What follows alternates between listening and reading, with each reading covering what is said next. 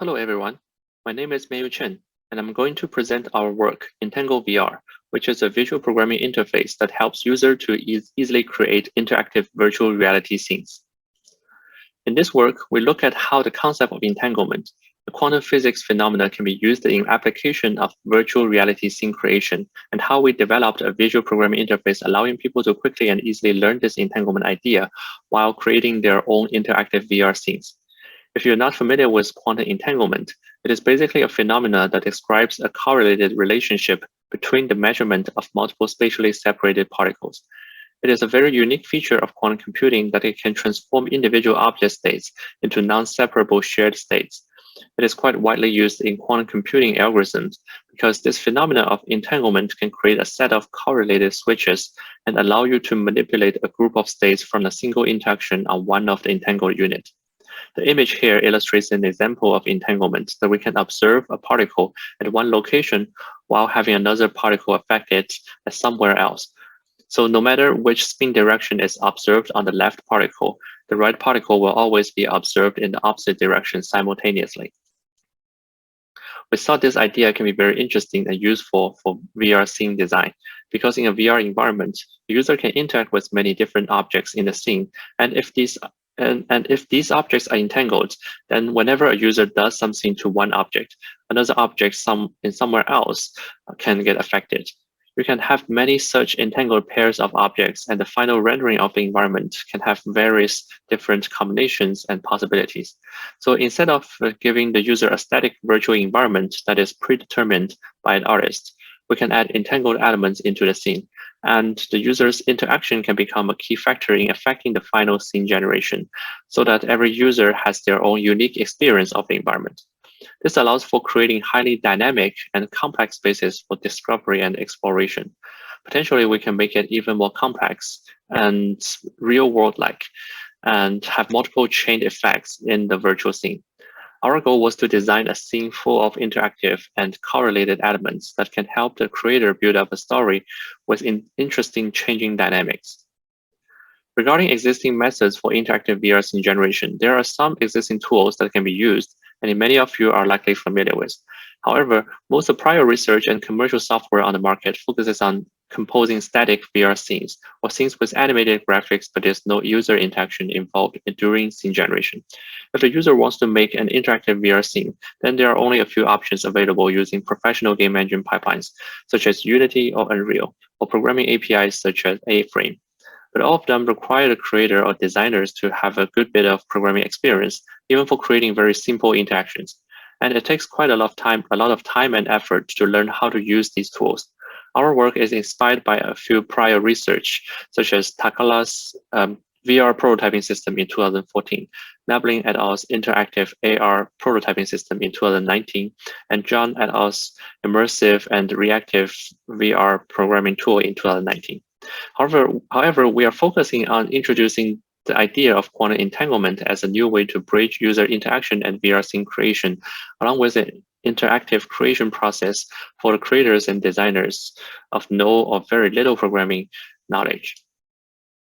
Our system, EntangleVR, provides a reactive visual programming interface that lets creators build virtual environments using the entanglement concept without requiring any prior knowledge in quantum mechanics. We also designed a set of quantum computing-inspired operations, interactions, and visual representations for virtual object behaviors. Particularly, our system lets the user participate in the generation of virtual environments by their interactions and make it possible for the users to influence the final outcome of the VR scene. Based on the probabilities and entangled relationships, our system also helps users learn about some basic quantum computing-related concepts.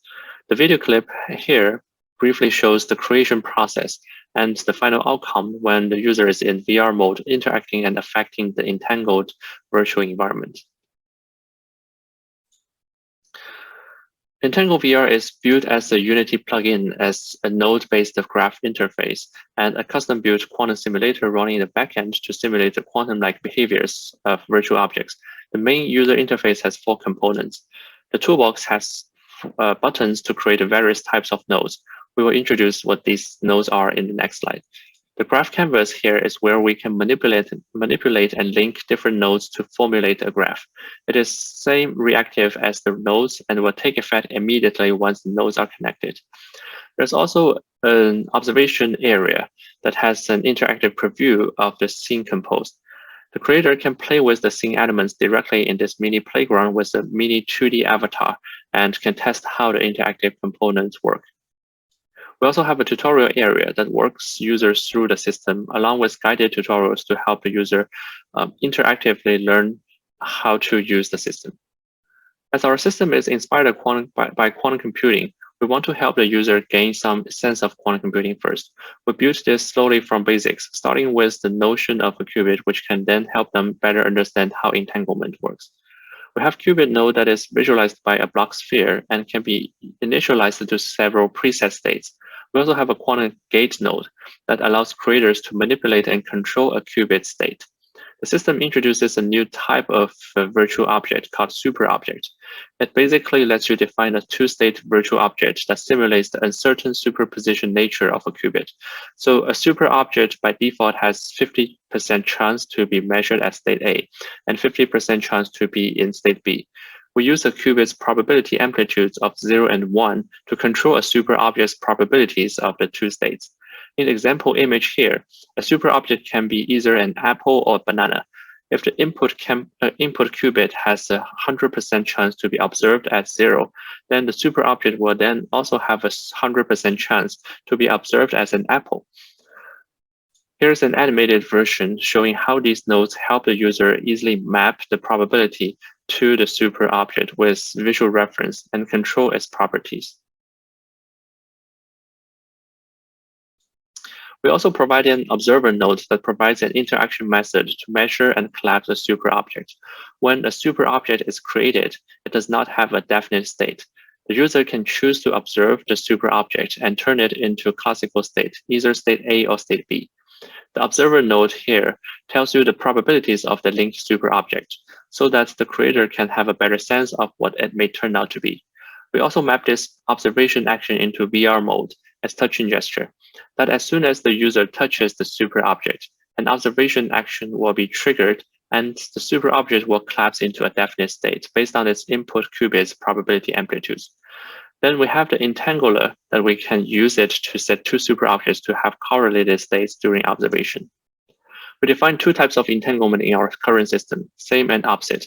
For the same mode, when either one of the entangled super object is observed, the other super object will also get affected and turn out to be in the same state as the first observed super object. Slightly different from the actual quantum mechanics, here there are determining the final outcomes of these two super objects purely based upon user's interaction preference. In the illustration here, if the user prefers to interact with the top super object, which has a 50-50 chance to be either state A or state B, then the final outcome will be either state A plus state A or state B plus state B. If the user prefers to interact with the bottom super object that has a 100% chance to be in state A, then only one possible outcome can be observed for both of the super objects, which is state A plus state A. We designed such an entangled play for easier understanding and for a goal to give user interaction a more important role in determining the final outcome of this entangled pair of virtual objects. The opposite mode works in a similar way, but has the opposite effect. Because we're using the qubit's probability amplitudes to determine the observed results of super objects, whenever we create a super object, we are creating two possible outcomes. Having two super objects means we have a total of 4 possibilities. We also have a feature letting users to create super location so that we can have more combinations from object states and their other properties. But even with this many combinations that we can get, we're still controlling all the probabilities individually via different gates. So the entire scene is still controllable to some level, and the outcomes are likely predictable. Another possible benefit of this type of probabilistic control via the qubit's probability amplitude is that we can change the computational basis of measurements or change how we want to do the observation. And if we do so, the probability distributions in the entire virtual environment can be shifted together to fit the new computational basis, adding more space for creative play and control. Here is a visual outcome from our interface usability study that we asked the participants to independently create a mini virtual environment with the entangled objects. The apple and the flower in the scene cannot appear at the same time based on their entangled relationships. The relationship rules are when the virtual human character touches the apple, a zombie appears and destroys the flower. And when the flower is touched by the virtual human character, a deer appears and eats the apple. Here are all we have for today. If you're interested in knowing more details, please check out our paper. Thank you.